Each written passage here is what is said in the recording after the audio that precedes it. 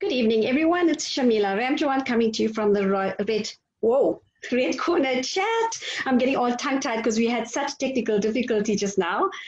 I get to speak to Dr. Charley Pietersen, who is an awesome master of ceremonies, professional inspirational speaker, facilitator, life coach, and author of 4 books.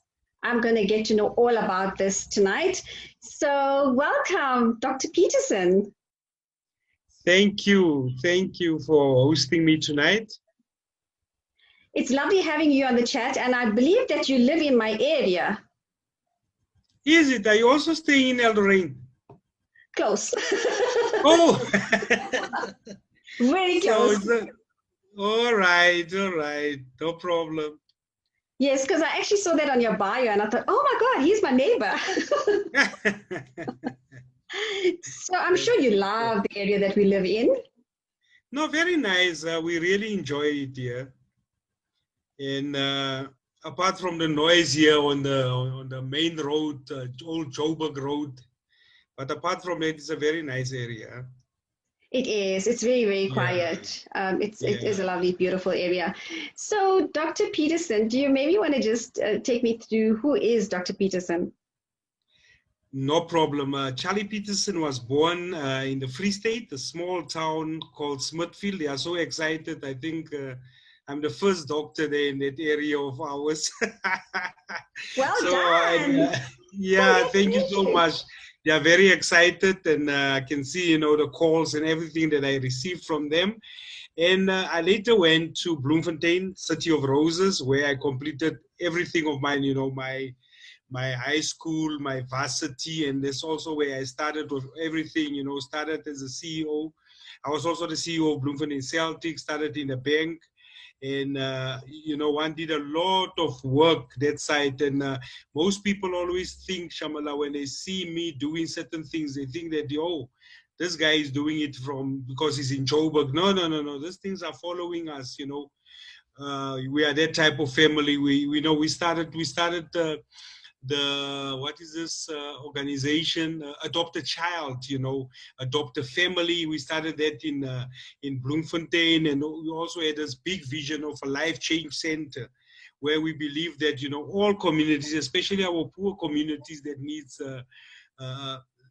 internet access and all those things, needs to come together at one place, educational place. So that's where everything started, actually. And we moved to Gauteng 9 years ago. So we're actually citizens of Gauteng. Wonderful. And I'm sure you're loving it. Do you want to go back to Bloem? I love Bloem. I always believe, I had a philosophy, that wherever I lay my head, that's my home. I always make the best of where I am. And I've also learned from J.R. Ewing, never say never. I can't say, no, I'll never go back to Bloem. I don't know, because, that is not in my hands. But we're very happy where we are in Gauteng. And I think the spirit in Gauteng is so vibrant, man. You can do a lot of things in Gauteng. That's so true. What about your family? My family, Brenda, my wife, is in tourism. And my eldest son is in Bloem, Sharat. Then the other 3 kids are here. We've got Sharat and my daughter-in-law, Megan, and the 2 grandchildren are in Bloem, Mason and Amani. Then this side, we've got Chris Novan, Aisha, and Gelio. And Gelio is now the only child now that's still at school. He's going to do grade 12 next year. And he's a soccer star. He believes that he wants to go to England. He wants to go and play in England. So we trust that, his dreams and visions will come true. Like I said, Brenda is in tourism, and also very challenging now because of everything blocked and quiet. And even with myself, running the foundation, is that everything has stopped. We can't do anything. You need to be innovative now. We're even acting in soapies now. That is so true. That is absolutely true. If you look at all the TikTok videos these days, and people are going crazy. And you don't blame them, because everybody was, they were really mentally fatigued during lockdown. And we really need, as I think we've got an opportunity to think out of the box as South Africans, and I don't think we'll go to the normal, like it used to be in the past. This is the new normal. And, Yeah. from what I see, I think it's going to actually be better going forward. Although, we all hated or still hate COVID-19 because it's disrupted our lives. But at the end of the I day, hate it it made with my us, whole heart. it taught us so much, and I think, if you actually went out there and took on the opportunities and just elevated yourself, well done, Yeah, good for you, thank because there you. were a lot of people that weren't bored. They just latched onto the free courses and programs and upskill themselves in so many different ways. And Yes. that is how it should be. Just don't be complacent and sit in that complacent zone, because nothing's going to Yes. come to you on a silver platter. No, no, no, no, no. You need to think out of the box, especially in these times where we are now. Yes, so tell me about Brenda, because I'm really curious. I see all these beautiful pictures, and does she have an acting role now? Look, Brenda acted in a few, but not, full roles and everything. She acted in some ads and as an extra in, I think, Legacy was the latest one now, the new one that's out. She's a board member there. And she was in a Samsung ad. Let me see. I think they are now busy with a Cell C ad, while they're busy with and everything. And look, Brenda is a professional musician. She's a recording artist. Wow. So, and that part of her, I think she haven't pursued that a lot, especially in Gauteng. And there's some CDs out, so we need to get the CDs out to the people so that they can hear a golden voice. And apart from that, Brenda is also running Pure Rose. We do have the Growing Up Without a Father Foundation that's dealing a lot with the men and the boys. And Brenda, them, and Aisha, my daughter, are pushing Pure Rose, which is the side that are dealing with women and young girls. That is amazing. Oh my God, what a team family. So Yes, through yes. your foundation, I'm just very keen to know. I know a little bit of what you do. So maybe tell the rest of the world what you do. All right, we started. Look, I grew up without a father, Shamala, and later in my years, when I grew up, I had this urge to help people that grew up without fathers, because I was raised by a very strong single mother, and who really inculcated a lot of principles and values in me. And I also told myself as a young boy of 5 years that I will never smoke, I will never drink, because where I grew up, I saw what social ills are all about, what my uncles and their friends were doing with all those things. I said, no, man, I when I grow up one day, I don't want to be out of control. I always want to keep my composure and myself. I need to know what's happening around me. I don't want to be come and told tomorrow that, hey, when you were drunk, you did this and this. I said, no, no, no, no. I don't want to, want to be stupid and everything, And since that time, in 2016, I had this vision to start a foundation.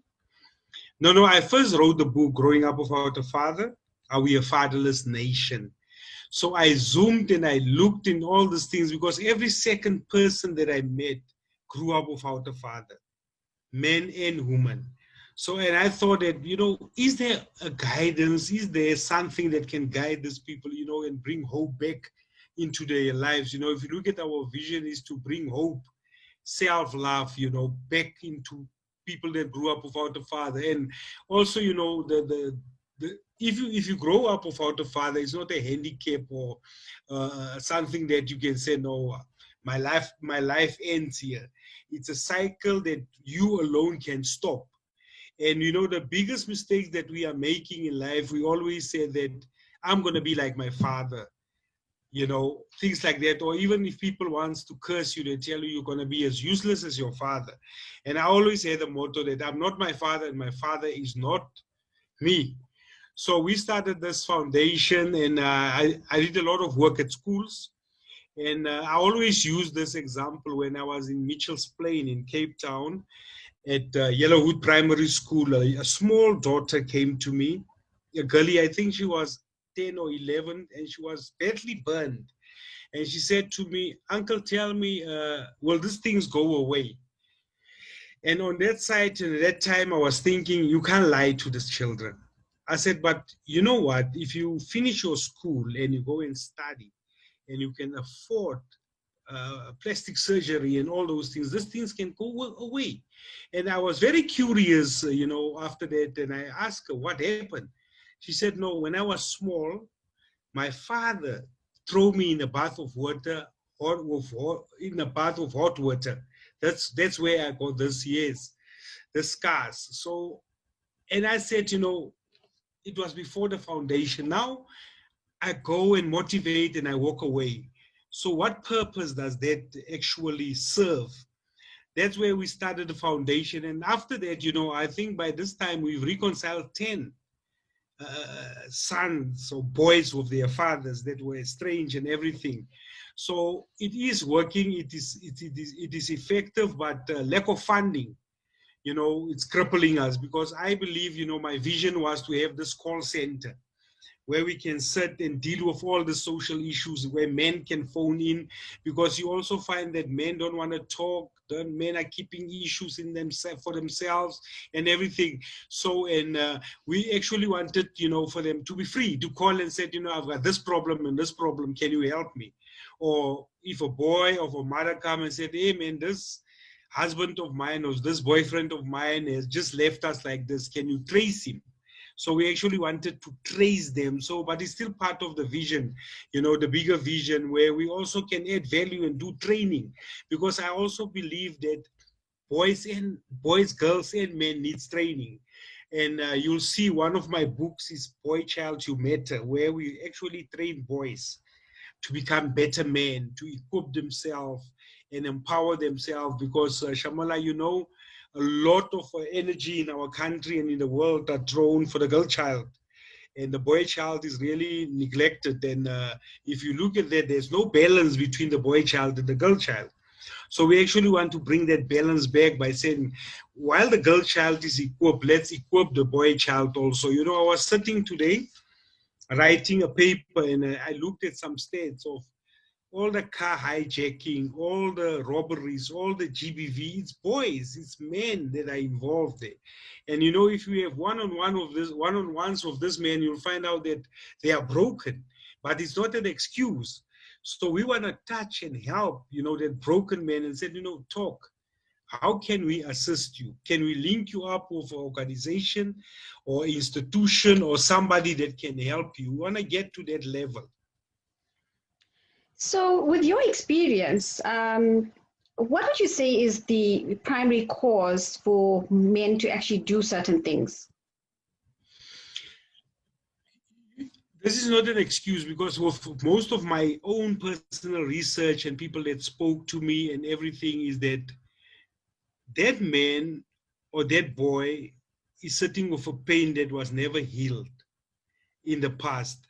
And also, showing power. Most of the men wants to show, I'm in charge, I'm in control by doing that. But actually that man is a very scared man, and with lack of self-confidence, and how can I put it, that actually needs help. What I picked up is that, men needs to talk. They need to open up. And also we were sitting in a country and in a world where men were given a lot of power, to rule.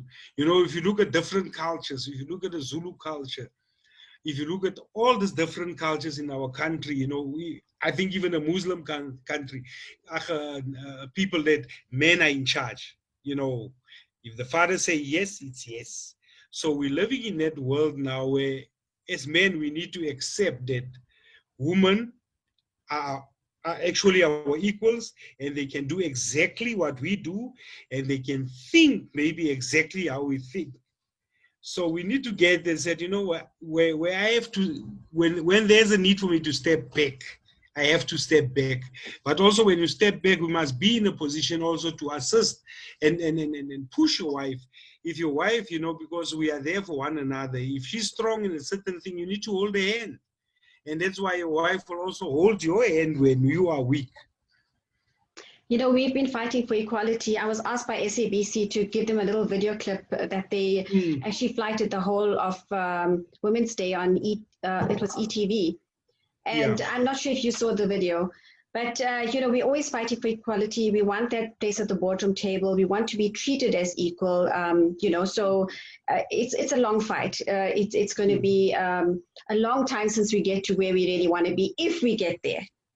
But just in terms of alcohol and drug abuse, I know you work very closely with men that are prone to this. What's your feel on that? How do you approach somebody like that? I think the first thing is that you must not condemn somebody or think that you're better than somebody. You know, with myself, I'm friends with everyone, you know, the ones that are drinking and the ones that are not drinking. I always like to sit and listen first and later to find out, but why are you doing what you are doing? And not judging the person, because I'm not better than somebody that drink or smoke or use drugs. There's nothing, you know, that I can say I'm better with.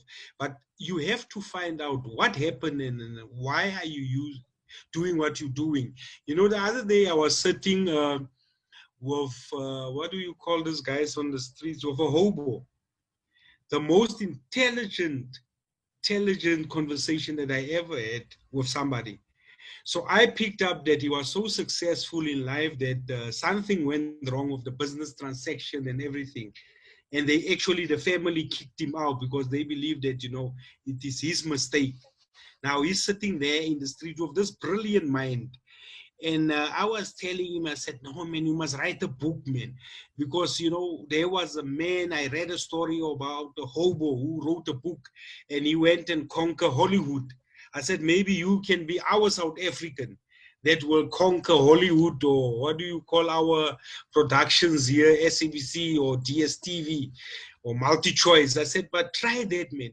Put your experience, you know, where it started, your life on the street, and your dreams, because your dream is not finished yet. You're still in the process of finishing your dream. Put it on paper. So I gave him some homework. So I'll see, you know, when we meet again, how far did he get with the homework? That's great, you know, just to go out there and inspire other people and motivate them. And you never know what's going to come out of it. Yes. Maybe he can collaborate with you on your next book. I'm telling you, maybe he's the guy that's going to open all the portals that are closed, you know. There you go. You know, give him that opportunity and just collaborate and do it together, you know. Just we're going to do it. We're going to do it because I told him, you know, I gave him some guidelines. Said, write it down because, you know, he's going to write it down. You don't have laptops and all those things. And I said, no, we'll go for coffee one day. So let him do the homework first. Because I believe, you know, I was never given things easily. You know, I need to craft for each and everything that I achieved. So people that I mentor and coach is that you can't ask me how to write a book. I said, Google. Google is there for everyone. So Google, after you Google and you're done with your homework and you did this and this, then you can come and talk to me. Because I believe if you do it yourself, it will remain and you will treasure that. That is true. I think everyone is so spoiled these days with Google because you can just get anything on Google. Yes. That's so anyone can Google from your phone. Yes. So Dr. Pietersen, tell me about your books. I'm really interested about your books. Okay. I'll start with, I was never an author, you know. At school, I used to write poems and everything because if I like a teacher or don't like a teacher, I'll write a poem about him. So this is how it started, you know, and just laugh about it. But I never took it seriously. And I was looking for a mentor, you know. I found a mentor in the owner of Bloemfontein Celtics. He's an old man, Mr. Molemela, the late Dr. Molemela. So he started to come, you know, when I was a bank teller, we'll come and discuss some tactics of the game and everything. And we started to build this nice bond. And I kept all his articles, you know, in the newspaper without even knowing that I'll be writing his biography one day. So I kept all these things. And one day, Shamila, we were driving to my hometown, Smithfield. where my spiritual side is another side. I believe in God and everything, like everyone, but miracles used to happen, you know, when I pray for people that time. And I heard a voice that said I must capture all these things in a book. And I said, book, I'm not an author, and, you know, all these excuses that one is throwing. So that evening we were driving back from Bloemfontein and I couldn't sleep. It's like a voice here in my head said, go to your laptop and start writing. So I went and started, you know, Google, like I said to most of the people, okay, this is how you put a book together. And what I've learned is that just write, you know, like Steve Biko said, I write what I like. So I started to write all those things and everything, and I put it together. And I, you know, I also went through the newspaper articles of Mr. Mulemela. I took it out. I said, okay, this is where he was born. So I started to put a book together. And this side, the other book.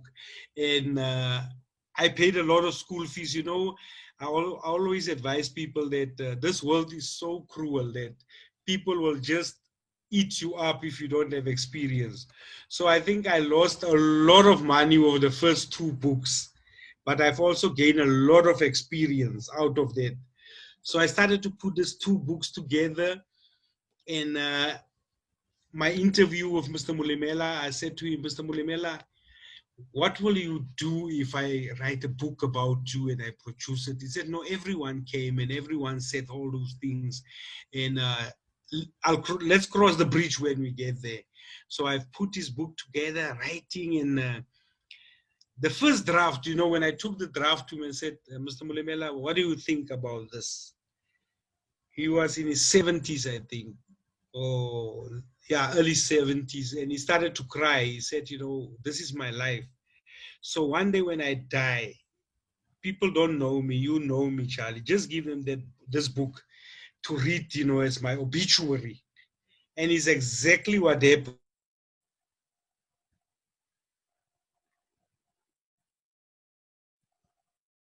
Are you there? You know, when we passed on, he knew the old man himself, who he was. And they use this book, you know, the ministers, the what, to read who this old man is all about. This is how this two books started. And like I said, with growing up without a father, I was sitting in church.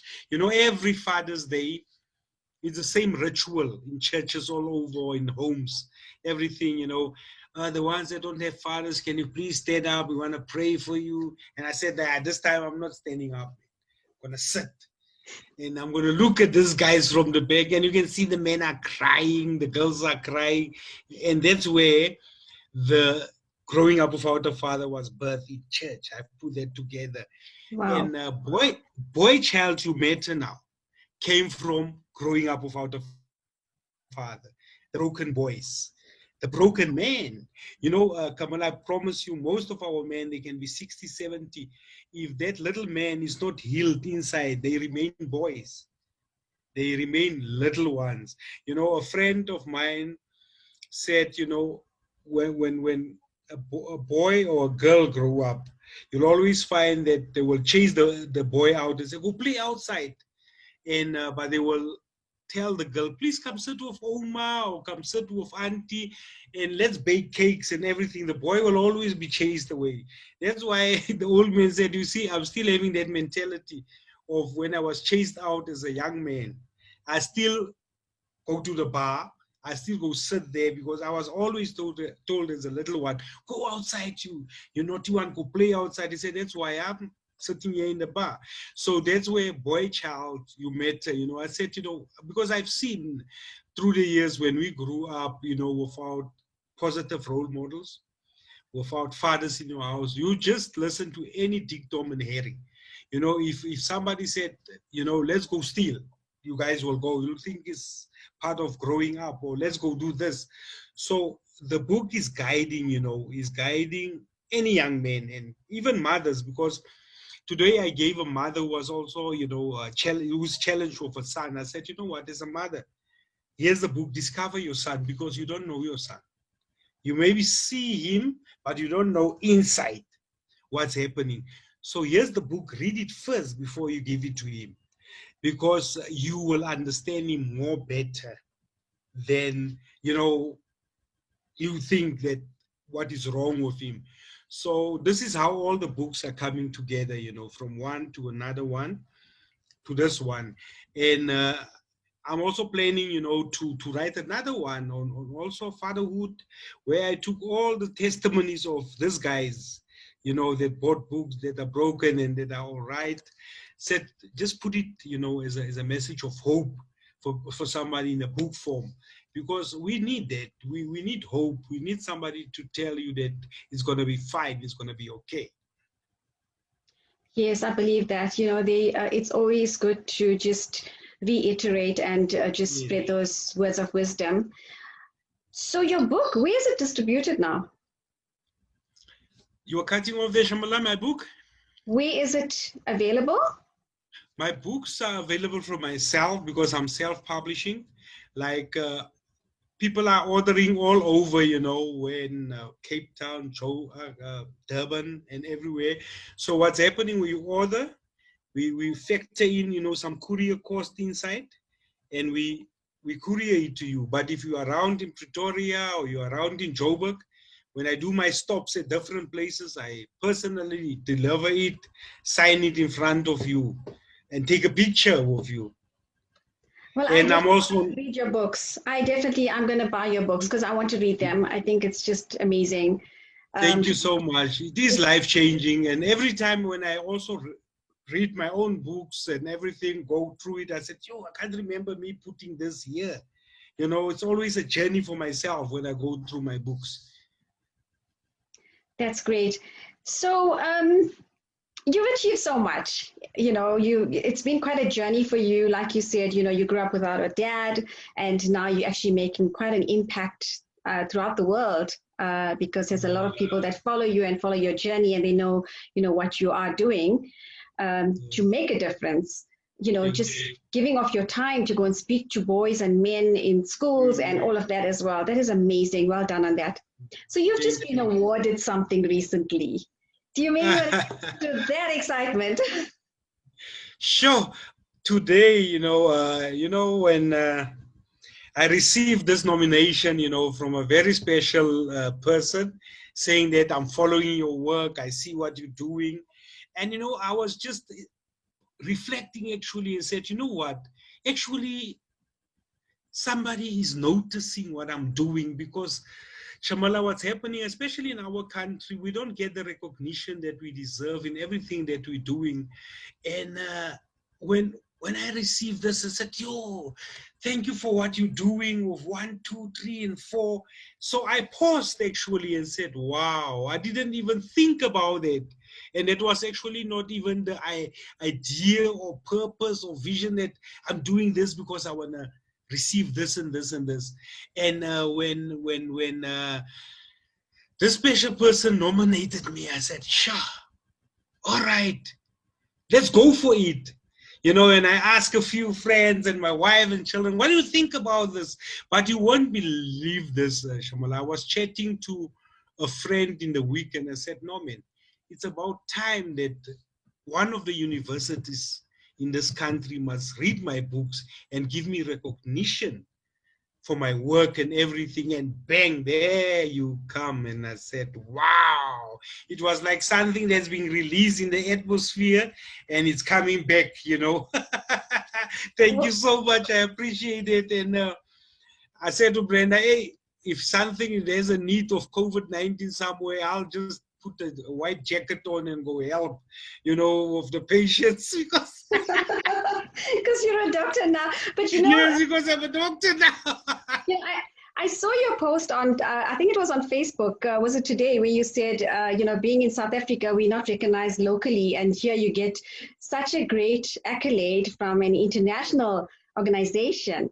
And that speaks volumes to all of us, because, I mean, if you look at me, for example, I can't even count how many global awards I have right now. We're not recognized in South Africa for what we do. And you know, we impact so many lives and we do so many different things from our organizations and our foundations as well.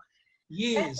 But, you know, just for me, just being blessed and being the ambassador chairperson for the Global International Alliance in the USA, and having that big portfolio now to look after Africa, that was that was a cherry on the top, because if you think about in the last 3 weeks, how many applications we received for the doctorates and the global ambassadorships and all of that. It's quite a big number. And we had to like scale it down and see who really deserves it, you know, who is going that extra mile. A lot of people are creating organizations, you know, nonprofits, but what are they actually doing? You know, they're fundraising, yes, they're doing food feeding schemes, and they're providing for people. But there's other people that are doing a lot more than what they're doing. That was quite a task, you know, to sift through all of this and just get the top people out there. But, and, you know, you were one of them. So, you know, the class of 2020, there's 14 altogether. Amazing accolade.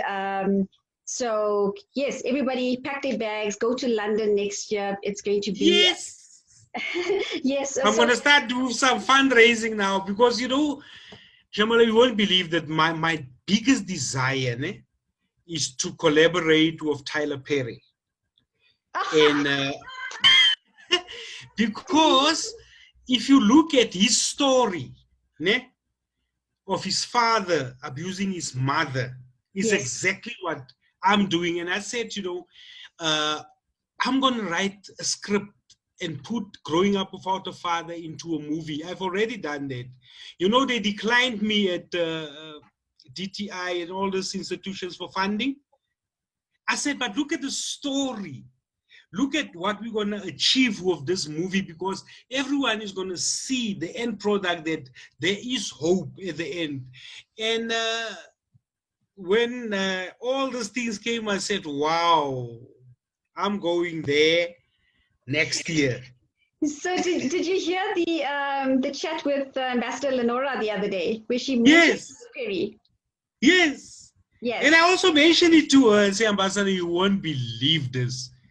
I promise you, I've Googled, I've done this, you know, and I even said, Shamila, what I'm going to do, I'm going to go to the studios of Tyler Perry, you know, like typical South African with a board of protest.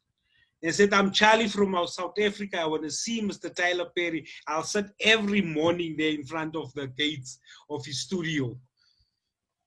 I don't think you have to go that far, because Ambassador Dr. Lenora knows him personally. So I'm sure we can twist her arm and get him to London, you know. I think that would be amazing. So yes, we actually going to be attending the graduation. It's going to be in August, September next year. Yes, 2021. Yes, in London. It's going to be at the Ladies for All Nations International annual event, which is taking place in London. And I'm the chairperson for South Africa for that organization. Hey, you go, girl.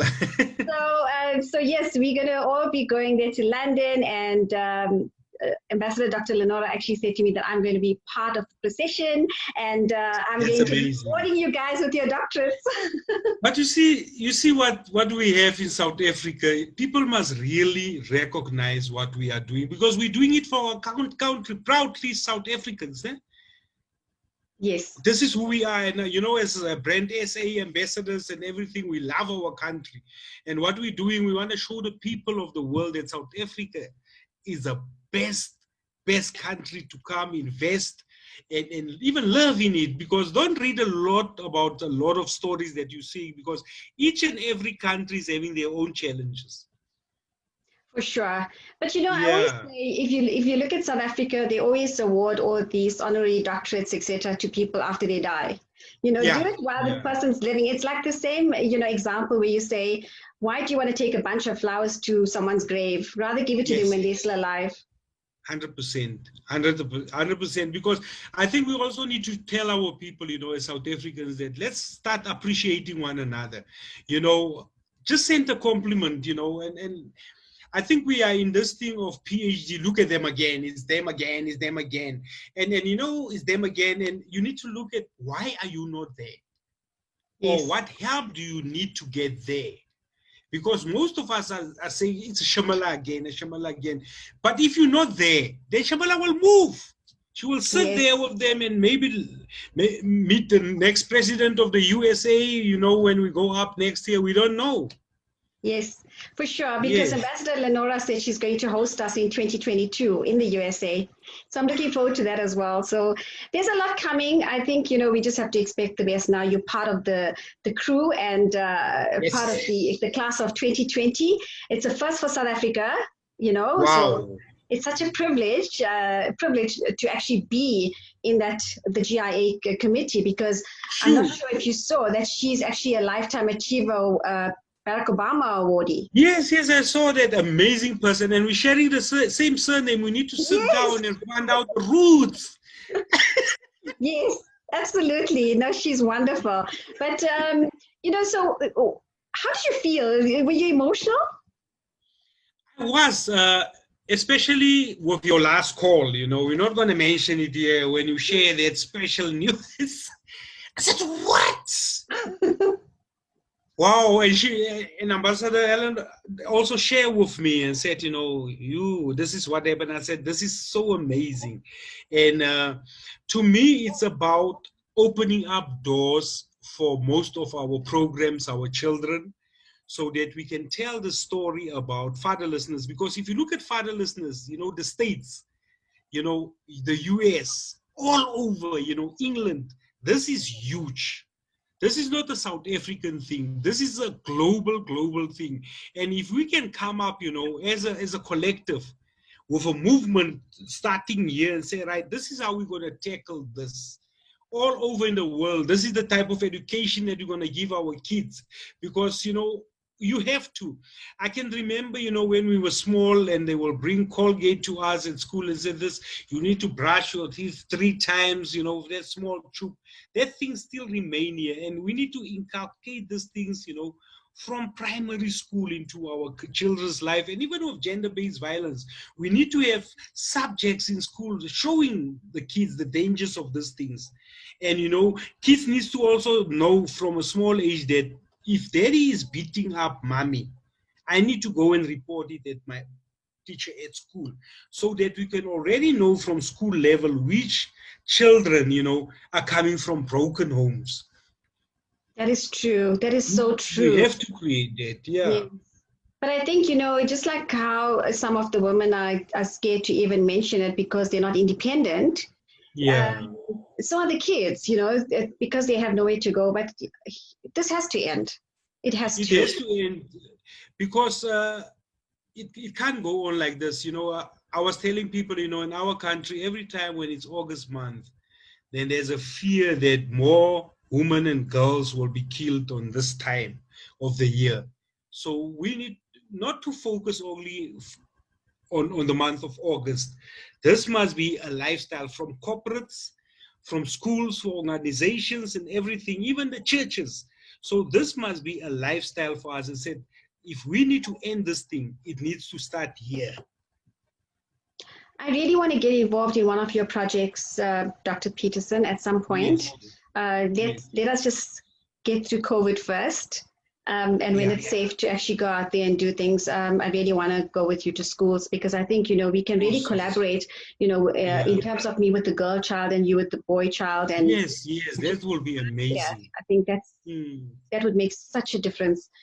But yes, I'm also busy writing a 15-minute play that we can, educate our boys at schools with this play, because sometimes speeches and everything is not sinking in. 15 minutes play they will always remember the characters and what the characters have said. Yes. So talking about gender-based violence, you're also involved with a new project now, Project Rage. Yes. And I just spoke to Dr. Rosa van Niekerk early on today, and we're going to have a chat next Wednesday, right? You're on the Red Corner chat. Yes. Did she tell you? Okay, cool. Yeah. With our chairman, amazing gentleman, Mark Ramsing, who also went through a lot of challenges. So our vision as Project Rage is we want to turn the coin. We want every man in South Africa. Our vision is actually to organize 1 million men that will come out and say, you know what, here we are. We're going to be the eyes and ears of our women. And also what we want to do as Project Rage, as men, is that we want to repair all homes. you know, in shelters where women and children are hosted, out of ourselves, not with government. Government can come and partner with us, but we want to be responsible men and say, you know, when somebody beat up a woman, she must not go to a shelter where the toilet is not working or there's no water in the tap. We need to make it nice and conducive, you know, when they are there, they, you know, they get the best treatment. And also we need to work from there and say, how do we go and address the gentlemen that are doing this? Maybe he needs help. Maybe he needs somebody that needs to talk to him, because I believe if we can confront it from there. And also, you know, because most men are coming to me saying that, Charlie, every year when it's Women's Month, we are the bad people, you know, we are all this, and not all of us are like this. And I always tell men that the reason that you are a man, you must know that you need to take accountability and responsibility, even if you don't beat up your wife, but you're part of the WhatsApp group of men that you know that are beating up their wives. It can be your brother, it can be your cousin, it can even be somebody very close. So you have to speak up. You can't keep quiet. You need, you know, if he don't listen to you, maybe refer somebody else to him. So we need to be accountable now and help this thing, you know, to end, because we can't keep quiet. Even I promise you, Shamila, top executives sitting in top corporates are beating up their wives. That is ridiculous. It's totally Yes. unacceptable. You know, I'm so fond of the hashtag enough is enough, because this has to end. Just your last words. We're running out of time. I think collaborations, working together, you know, as organizations, and as movements, not working in silos, we can achieve more. You know, we also need to have something like an umbrella body where we can help all the smaller other organizations and NGOs to come together and say, let's have one vision. If we need to eliminate GBV, let's do it as a collective. If we need to fight against human trafficking, let's do it as a collective. And that's my words. And South Africa rally behind organizations like Shamila, myself, and the rest of the others. You know, trust us, believe in us, so we will make a difference. Support us, yes. And even international organizations that are listening, hold hands with us, please. Hold hands with us. This is a global chat show, so you're definitely going to go international on this, and I'm sure there's going to be lots of collaboration in the near future. So we just have to give it time and just strategize around it, and I'm sure we're going to hit for the win-win-wins.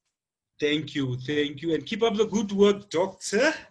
And you're doing amazing, amazing, amazing work, and we're very proud of you and all your achievements. And let's play. Play your part. That's it. As Brand South Africa ambassadors. So, thank you. Dr. Charley Pietersen, thank you so much for coming on board and chatting to me on the Red Corner Chat. You've achieved so much. You're such an inspiration. There's so much we can learn from you. And, you know, I'm sure there's going to be lots of collaboration going forward with a whole lot of people. How can one get hold of you? I'm on Facebook. I'm on Twitter. You see, my name is very easy. Charley Charley Pietersen, very easy. We do have a website, www.growingupwithoutafather.org.za.